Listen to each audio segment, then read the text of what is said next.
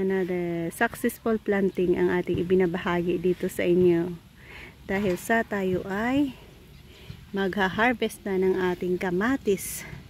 Ayan isa sa magandang moment ng ating pagtatanim kung saan tayo ay makapag-harvest na ulit.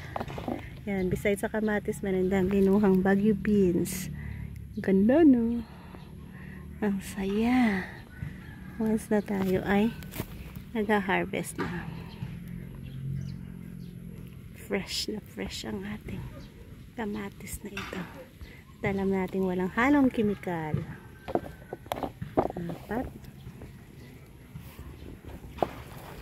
Yung iba is alanganin pa. So, itong apat.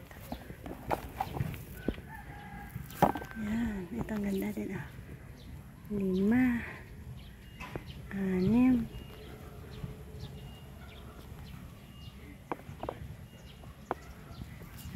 7 ay nalaglag 7. Ito ang ganda 8.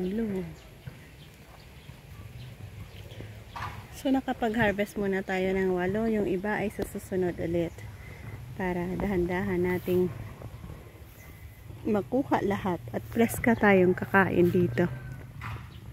So thank you, and indeed we are blessed nakapag-harvest tayo ng magandang bunga ng ating kamatis na ito. So yan ang ating na-harvest today.